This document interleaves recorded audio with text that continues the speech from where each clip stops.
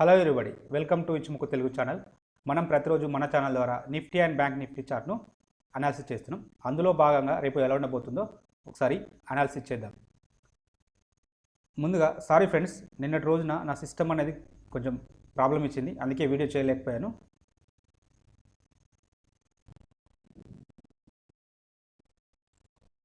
ముందుగా నిఫ్టీ యొక్క ఇంట్రాడే చార్ట్ను, ఈరోజు చార్ట్ను మనం అనాలిసిస్ చేసినప్పుడు నిన్న సిపిఆర్తో పోల్చుకున్నప్పుడు లోయర్ వాల్యూ సిపిఆర్ రావడం జరిగింది. ప్రైజెస్ అనేవి గ్యాప్ డౌన్లో ఓపెన్ కావడం జరిగింది.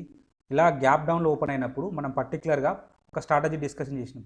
సిపిఆర్ రివర్సల్ స్ట్రాటజీని డిస్కషన్ చేయడం జరిగింది. మనం ఈ సిపిఆర్ రివర్సల్ స్ట్రాటజీలో డిస్కషన్ చేయడం జరిగింది.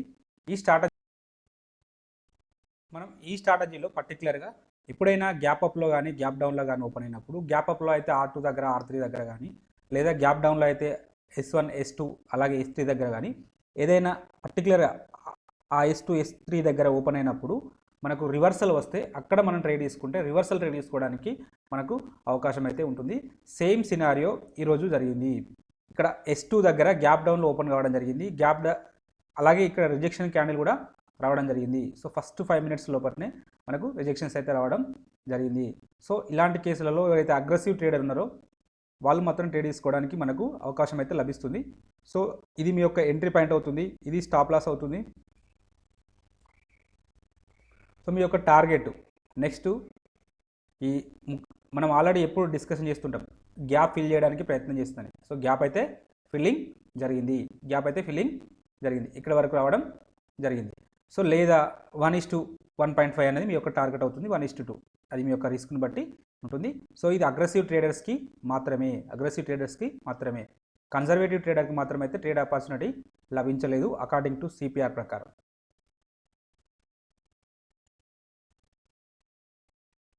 క్యామరీల ఇండికేటర్ని కూడా యూజ్ చేసి చూద్దాం. ఒకసారి క్యామరీల ఇండికేటర్ యూజ్ చేసినప్పుడు సేమ్ క్యామరీలలో కూడా gap up and gap down reversal strategy అయితే వర్కౌట్ కావడం జరిగింది.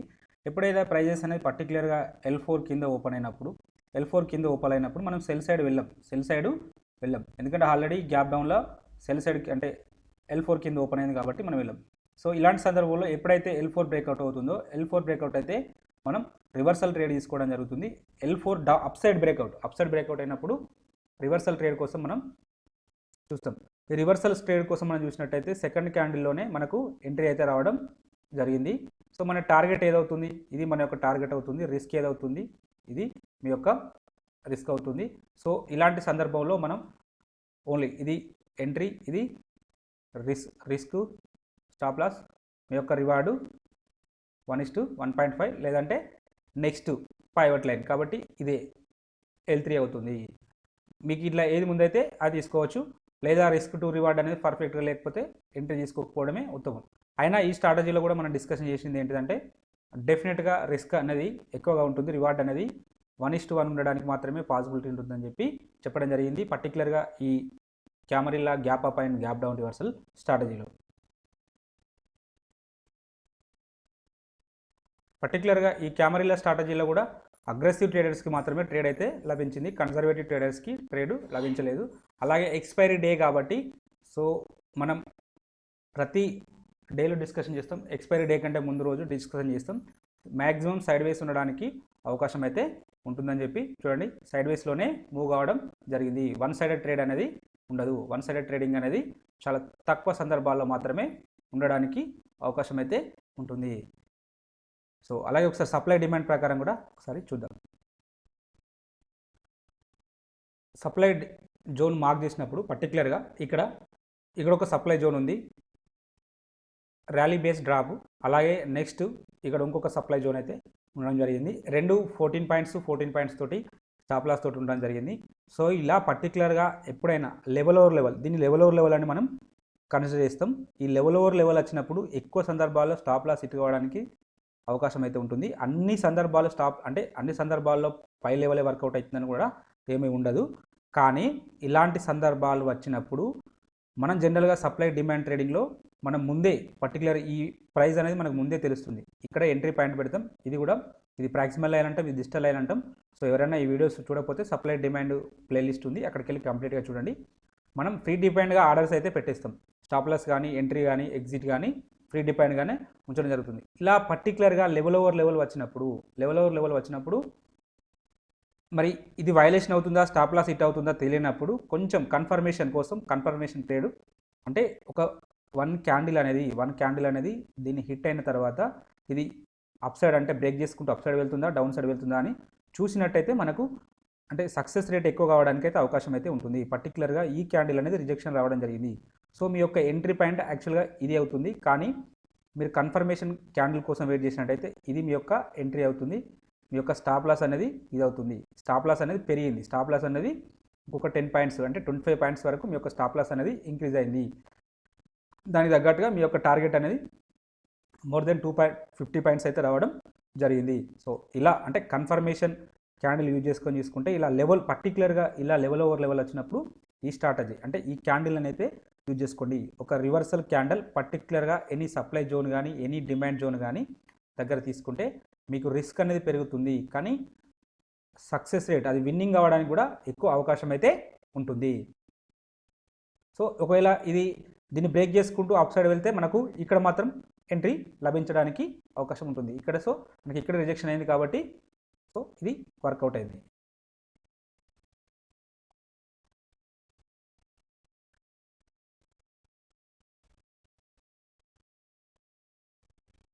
అలాగే రేపటి రోజున మనం ఈ సప్లై డిమాండ్ జోన్ మార్క్ చేసుకున్నట్టయితే ఇక్కడ ఇంకొక డిమాండ్ జోన్ సప్లై జోన్ అయితే ఉండడం జరిగింది.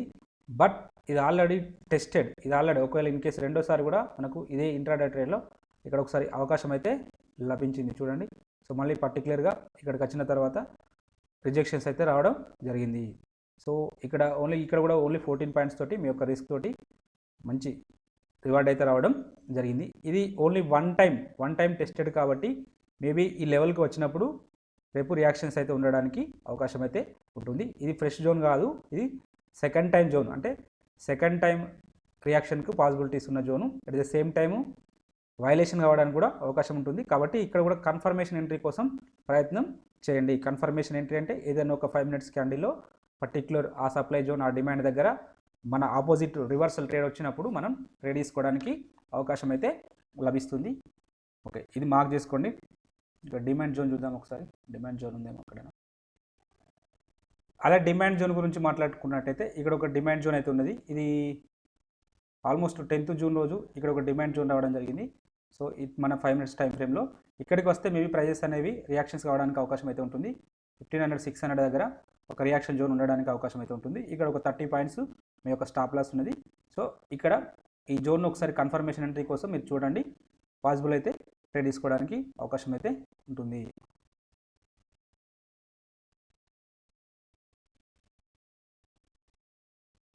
నిఫ్టీ యొక్క ఆప్షన్ చైన్ డేటాను పరిశీలించినట్టయితే హైయెస్ట్ ఓపెన్ ఇంట్రెస్ట్ అనేది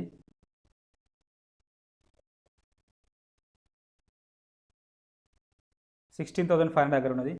సెకండ్ హైయెస్ట్ ఓపెన్ ఇంట్రెస్ట్ అనేది 15,800 దగ్గర ఉన్నది. థర్డ్ హైయెస్ట్ ఓపెన్ ఇంట్రెస్ట్ అనేది 16,000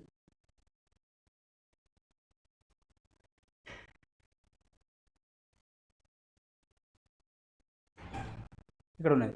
కాబట్టి నిఫ్టీ అనేది అప్ సైడ్ వస్తే ఫస్ట్ రెసిస్టెన్స్ ఇక్కడ ఉంటుంది, సెకండ్ రెసిస్టెన్స్ ఇక్కడ ఉంటుంది, థర్డ్ రెసిస్టెన్స్ ఇక్కడ ఉండడానికి అవకాశం ఉంటుంది.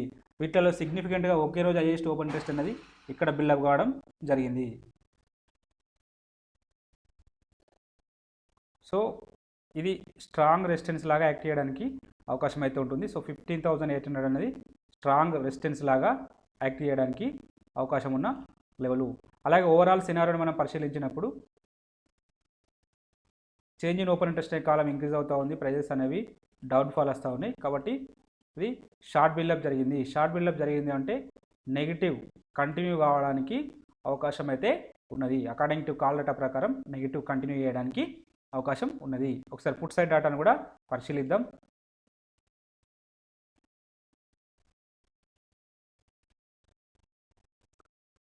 పుట్ సైడ్లో హైయెస్ట్ ఓపెన్ ఇంట్రెస్ట్ను పరిశీలించినప్పుడు ఇక్కడ ఉన్నది 15,000 దగ్గర ఉన్నది. సెకండ్ హైయెస్ట్ ఓపెన్ ఇంట్రెస్ట్ అనేది 15,500 దగ్గర ఉన్నది. థర్డ్ హైయెస్ట్ ఓపెన్ ఇంట్రెస్ట్ అనేది 15,000 ఇక్కడ ఉన్నది. 700 దగ్గర ఉన్నది. సో నిఫ్టీ అనేది డౌన్ సైడ్ వస్తే ఫస్ట్ సపోర్ట్ ఎక్కడ తీసుకుంటుంది, సెకండ్ సపోర్ట్ ఎక్కడ తీసుకుంటుంది, థర్డ్ సపోర్టు ఇక్కడ తీసుకోవడానికి అవకాశం అయితే ఉంటుంది. వీటిలో సిగ్నిఫికెంట్గా ఒకే రోజు హైయెస్ట్ ఓపెన్ ఇంట్రెస్ట్ అనేది ఇక్కడ బిల్డప్ కావడం జరిగింది. కాబట్టి 15,000 అనేది స్ట్రాంగ్ సపోర్ట్ లాగా యాక్ట్ చేయడానికి అవకాశం ఉన్న లెవెల్. అలాగే ఇక్కడ ఓవరాల్ ట్రెండ్ మనం పరిశీలించినప్పుడు చేంజ్ ఇన్ ఓపెన్ ఇంట్రెస్ట్ అనే కాలం ఇంక్రీజ్ అవుతూ ఉంది. ప్రైజెస్ అని పర్టికులర్గా ఇక్కడ వరకు లాంగ్ బిల్డప్ ఉన్నది, ఇక్కడ వరకు షార్ట్ బిల్డప్ ఉన్నది. కాబట్టి ఇక్కడ మిక్స్డ్ ట్రెండ్ ఉంది కాబట్టి దీన్ని మనం కన్సిడర్ చేయలేము. సో కాల్ది కన్సిడర్ చేసినప్పుడు నెగిటివ్లో ఉంది కాబట్టి నెగిటివ్ అంటే డౌన్ ట్రెండ్ అనేది ప్రస్తుతానికి అంటే రేపటి రోజున ఇవాళ ఎలా అయితే డౌన్ ట్రెండ్ ఉన్నదో రేపటి కూడా అలాగే ఉండడానికైతే అవకాశం అయితే ఉన్నది.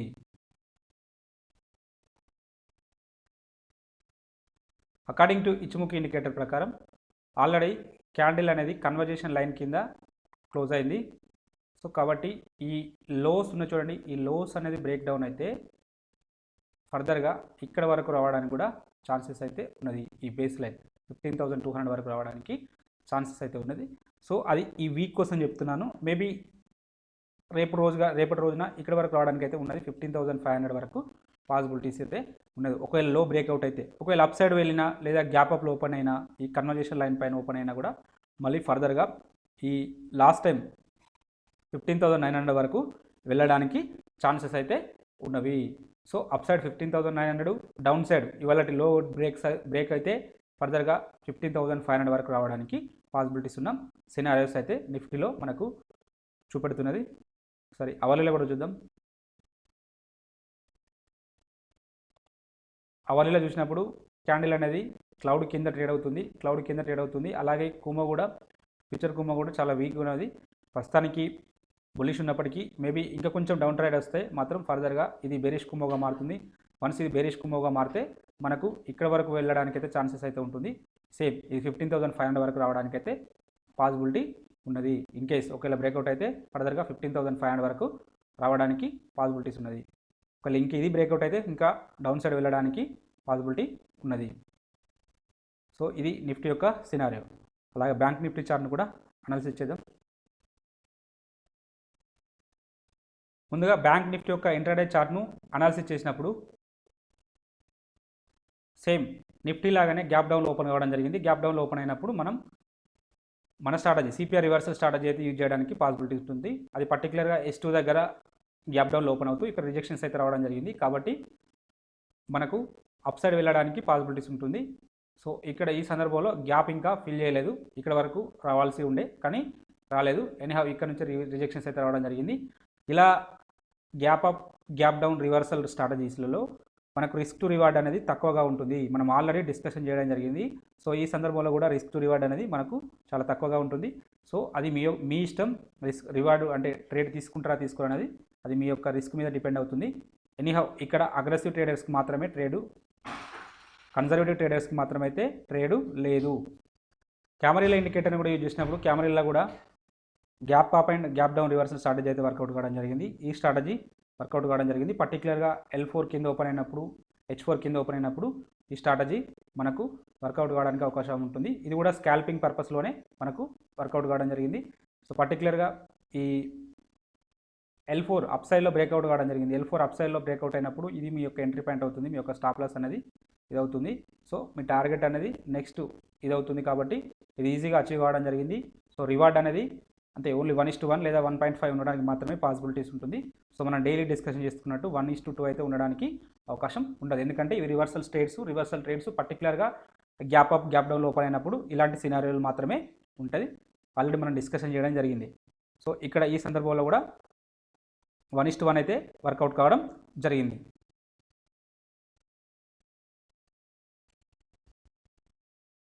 అలాగే సప్లై డిమాండ్ జోన్స్ మార్క్ చేసినట్టయితే ఇంట్రాడే పర్పస్లో సో ఇక్కడ ఒకటి క్వాలిటీ జోన్ అయితే ఉండడం జరిగింది. ర్యాలీ బేస్ సింగిల్ డ్రాప్ తోటి, అంటే ర్యాలీ సింగిల్ బేస్ తోటి మనకైతే ఒక జోన్ అయితే సప్లై జోన్ అయితే ఇక్కడ మార్క్ చేయడం జరిగింది. సో ఇది ఎంత అద్భుతంగా ఇక్కడ జస్ట్ టచ్ చేసుకుంటూ డౌన్ సైడ్ అయితే రావడం జరిగింది. అలాగే దీనిపైన ఎలాంటి లెవెల్స్ లేవు కాబట్టి ఈ లెవెల్ అయితే ఈజీగా వర్కౌట్ కావడం జరిగింది. ఓన్లీ జస్ట్ 30 పాయింట్స్ మీ యొక్క స్టాప్ లాస్, 30 పాయింట్స్ అంటే మోర్ దెన్ 1:3 అయితే రావడం జరిగింది. 60 పాయింట్స్కి అయితే పైనే రావడం జరిగింది. కాబట్టి ఇలాంటి క్వాలిటీ జోన్స్ మార్క్ చేసుకోవడానికి ప్రయత్నం చేయండి. రేపటి రోజున డిస్కషన్ చేసుకున్నట్టయితే అప్కమింగ్ డేస్లలో ఇక్కడ ఒక డిమాండ్ జోన్ అయితే ఉండడం జరిగింది. అది అవర్లీ టైం ఫ్రేమ్లో గీసిన డిమాండ్ జోను ఓన్లీ 30 పాయింట్స్ తోటి ఉండడం జరిగింది. ఇది క్వాలిటీ జోన్. మేబీ ఇక్కడ ఒక విక్ రివర్సల్ ద్వారా తర్వాత మీరు ట్రేడ్ తీసుకోవడానికి ప్రయత్నం చేయండి. అంటే రివర్సల్ మీన్స్ పర్టికులర్గా ఈ జోన్కి ఏదైనా ప్రైజెస్ అనేవి రీచ్ అయినప్పుడు ఒక బుల్ క్యాండిల్ జస్ట్ టచ్ చేసి ఒక 5 మినిట్స్ టైం ఫ్రేమ్లో ఏదైనా ఒక బుల్ క్యాండిల్ వస్తే దానిపైన మీరు ట్రేడ్ తీసుకుంటే మీకు రిస్క్ అనేది పెరుగుతుంది. కానీ విన్నింగ్ రేట్ అనేది అవకాశం అయితే ఎక్కువగా ఉంటుంది. రిస్క్ పెరుగుతుంది, విన్నింగ్ ప్రాబబిలిటీ అనేది పెరగడానికైతే ఆ ట్రేడ్ సక్సెస్ కావడానికి అవకాశం అయితే ఎక్కువగా ఉంటుంది. సో ఈ జోన్ ఒకసారి మీరు వాచ్ లిస్ట్లో ఉంటే ఇక్కడ మార్క్ చేసుకోండి. మేబీ ఇక్కడికి వచ్చినప్పుడు రియాక్షన్స్ అయితే ఉండడానికి అయితే పాసిబిలిటీస్ ఉన్నాయి. అప్ సైడ్లో ఇది ఆల్రెడీ ఒకసారి టెస్ట్ చేయడం జరిగింది కాబట్టి మేబీ ఒకవేళ డౌన్ సైడ్ కంటిన్యూ అయితే ఇక్కడ వరకు వచ్చి పుల్ బ్యాక్ వచ్చి ఇక్కడ రావడానికి అయితే పాసిబిలిటీస్ ఉన్నాయి. కాబట్టి ఈ జోన్ ఒక్కసారి మీరు జాగ్రత్తగా గమనించండి. అలాగే బ్యాంక్ నిఫ్టీ యొక్క ఆప్షన్ చైన్ డేటాను పరిశీలించినట్టయితే హైయెస్ట్ ఓపెన్ ఇంట్రెస్ట్ అనేది ఇక్కడ ఉన్నది, 35,000 దగ్గర ఉన్నది. సెకండ్ హైయెస్ట్ ఓపెన్ ఇంట్రెస్ట్ అనేది 36,000 దగ్గర ఉన్నది. థర్డ్ హైయెస్ట్ ఓపెన్ ఇంట్రెస్ట్ అనేది ఇక్కడ ఉన్నది. సో బ్యాంక్ నిఫ్టీ అనేది అప్ సైడ్ వస్తే ఫస్ట్ రెసిస్టెన్స్ ఇక్కడ ఉంటుంది, సెకండ్ రెసిస్టెన్స్ ఇక్కడ ఉంటుంది, థర్డ్ రెసిస్టెన్స్ ఇక్కడ ఉండడానికి పాసిబిలిటీస్ ఉన్నది. సో వీటిలో సిగ్నిఫికెంట్గా ఒకే రోజు హైయెస్ట్ ఓపెన్ ఇంట్రెస్ట్ అనేది ఇక్కడ బిల్డప్ కావడం జరిగింది. సో 35,000 అనేది స్ట్రాంగ్ రెసిస్టెన్స్ లాగా యాక్ట్ చేయడానికి అవకాశం అయితే ఉన్నది. కాబట్టి ఈ లెవెల్ను వాచ్ లిస్ట్లో పెట్టుకోండి. అలాగే ఓవరాల్ సినారియోని మనం పరిశీలించినప్పుడు చేంజ్ ఇన్ ఓపెన్ ఇంట్రెస్ట్ అనే కాలం ఇంక్రీజ్ అవుతూ ఉంది, ప్రైజెస్ అనేవి డౌన్ ఫాల్ వస్తూ ఉన్నాయి. కాబట్టి షార్ట్ బిల్డప్ జరిగింది అంటే నెగిటివ్ ఉండడానికి అవకాశం అయితే ఉంటుంది, డౌన్ ట్రెండ్ కంటిన్యూ కావడానికి అవకాశం అయితే ఉంటుంది. అలాగే ఒకసారి పుట్ సైడ్ డేటాను కూడా పరిశీలిద్దాం, మనకి ఇంకా క్లారిటీ రావడం. పుట్ సైడ్లో హైయెస్ట్ ఓపెన్ ఇంట్రెస్ట్ అనేది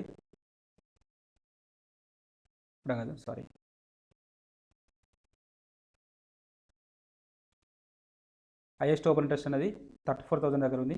సెకండ్ హైయెస్ట్ ఓపెన్ ఇంట్రెస్ట్ అనేది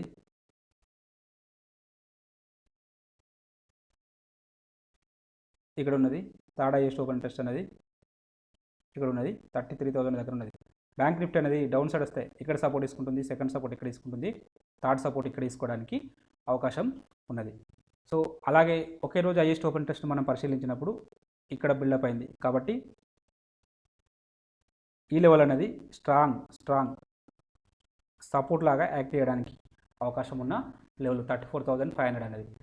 అలాగే ఓవరాల్ సినారియో మనం పరిశీలించినప్పుడు చేంజ్ ఇన్ ఓపెన్ ఇంట్రెస్ట్ అనే కాలం ఇంక్రీజ్ అవుతూ ఉంది, ప్రైజెస్ అనేవి కూడా ఇంక్రీజ్ అవుతూ ఉన్నది. కాబట్టి లాంగ్ బిల్డప్ జరిగింది, బ్యాంక్ నిఫ్టీలో లాంగ్ బిల్డప్ జరిగింది, పుట్ సైడ్లో లాంగ్ బిల్డప్ జరిగింది. కాబట్టి నెగిటివ్ ఉండడానికి అవకాశం అయితే ఉంటుంది. Call side data and put side data మనకు రెండు కోయిన్సైడ్ అవుతున్నాయి. కాబట్టి ఎక్కువ ప్రాబబిలిటీ ఉంటుంది డౌన్ సైడ్ కంటిన్యూ కావడానికి అవకాశం అయితే ఉంటుంది. ఒకసారి మన యొక్క ఇచ్ముఖి ఇండికేటర్ ప్రకారం కూడా అనాలిసిస్ చేద్దాం, మనకి ఇంకా క్లారిటీ రావడం జరుగుతుంది. అకార్డింగ్ టు ఇచ్ముఖి ఇండికేటర్ ప్రకారం అయితే ప్రజెంట్ క్యాండిల్ అయితే కన్వర్జేషన్ అండ్ బేస్ లైన్ మధ్యలో ఉంది. కాబట్టి బేస్ లైన్ వరకు రావడానికి అయితే పాసిబిలిటీస్ ఉన్నది. ఇన్ కేసు ఈ లోస్ బ్రేక్అవుట్ అయితే ఫర్దర్గా ఇక్కడ వరకు రావడానికి పాసిబిలిటీస్ ఉన్నది. ఇది కన్సిడర్ చేస్తే 34,000 వరకు వెళ్ళడానికి పాసిబిలిటీస్ ఉన్నది. వన్స్ ఈ లోస్ బ్రేక్అవుట్ అయితే ఒకవేళ ఈ హై బ్రేక్అవుట్ అయితే ఫర్దర్గా ఇక్కడ వరకు వెళ్ళడానికి పాసిబిలిటీస్ ఉన్నది. 36,000 వరకు వెళ్ళడానికి పాసిబిలిటీస్ ఉన్నది. సేమ్ థింగ్ మనకు ఆప్షన్ చైన్ డేటాలో కూడా అవే రిఫ్లెక్ట్ అవుతున్నాయి. కాబట్టి మేబీ ఈ లెవెల్స్కు కొంచెం వ్యాలిడిటీ ఉండడానికి అవకాశం అయితే ఉన్నది. అలాగే ఫ్యూచర్ కుమోన్ కూడా మనం చూసినట్టయితే ఇది ఫాలింగ్ అవుతుంది. ఫాలింగ్ అయితే మేబీ ఇలానే కంటిన్యూ అయితే డెఫినెట్గా ఫ్యూచర్లో ఈ క్లౌడ్ వరకు రావడానికి అయితే పాసిబిలిటీస్ ఉన్నాయి. ప్రైజెస్ అనేవి చూద్దాం ఏం జరుగుతుందో చూద్దాం. అంటే ప్రజెంట్ రేపటి సినారియో అయితే డౌన్ ట్రెండ్ ఉండడానికి అయితే పాసిబిలిటీస్ ఉన్నాయి. మనకు ఆప్షన్ చైన్ డేటా అదే చెప్తుంది. అలాగే కాల్స్ మనకు ఇచ్ముఖి ఇండికేటర్ ప్రకారం కూడా అదే రిఫ్లెక్ట్ అవుతుంది. కాబట్టి ఎక్కువ అవకాశం అయితే డౌన్ ట్రెండ్కే పాసిబిలిటీస్ ఉన్నది. ఏదైనా న్యూస్ వచ్చి గ్యాప్ అప్ ఓపెన్ అయితే మాత్రం ఇవన్నీ వైలేషన్ కావడానికి కూడా పాసిబిలిటీస్ ఉన్నది. అవర్లీ టైం ఫ్రేమ్లో చూసినప్పుడు అవర్లీ టైం ఫ్రేమ్లో కూడా బేరిష్నెస్ అయితే మనకు షో చేస్తుంది. సో కంప్లీట్గా క్లౌడ్ కింద ట్రేడ్ అవుతున్నాయి ప్రైజెస్. అలాగే కన్వర్జేషన్ అండ్ బేస్ లైన్స్ కూడా క్లౌడ్ కిందకి వచ్చేసినాయి. కాబట్టి స్ట్రాంగ్ డౌన్ ట్రెండ్ ఉండడానికి పాసిబిలిటీస్ ఉన్నది. ఫ్యూచర్ కుంభ కూడా బేరిష్లో ఉన్నాయి. కాబట్టి డౌన్ ట్రెండ్ కంటిన్యూ చేయడానికే అవకాశం అయితే ఎక్కువ మనకు పాసిబిలిటీస్ కనబడుతున్నాయి.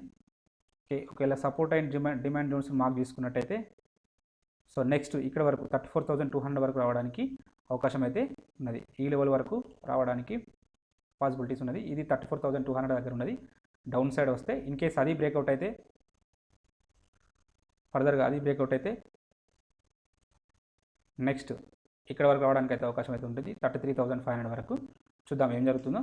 ఇక్కడ ఒకటైతే స్ట్రాంగ్ 33,100 దగ్గర స్ట్రాంగ్ సపోర్ట్ జోన్ ఉంది. సో అక్కడ అది చాలా దూరం ఉంది కాబట్టి ఈ లెవెల్స్ని అయితే ఒకసారి మార్క్ చేసుకోండి. ఒకవేళ అప్ సైడ్ వెళ్తే పర్టికులర్గా ఇక్కడ వరకు వెళ్ళడానికి అయితే పాసిబిలిటీస్ ఉన్నది. 35,000 వరకు సేమ్ మనకు డే క్యాండిల్ ఎలా చెప్తుందో ఇక్కడ కూడా అలానే ఉంది. 35,092 వరకు వెళ్ళడానికి పాసిబిలిటీస్ ఉన్నది.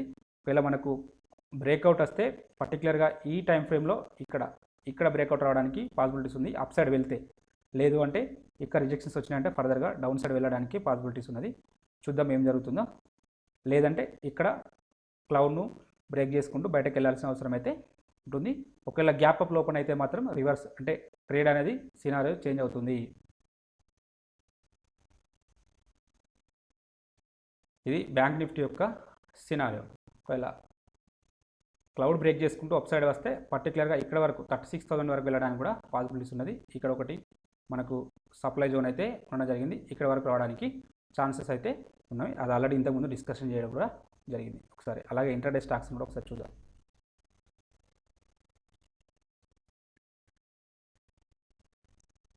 ఎడ్యుకేషనల్ పర్పస్లో వీటిని ఒకసారి వాచ్ లిస్ట్లో పెట్టుకొని అబ్జర్వేషన్ చేయండి.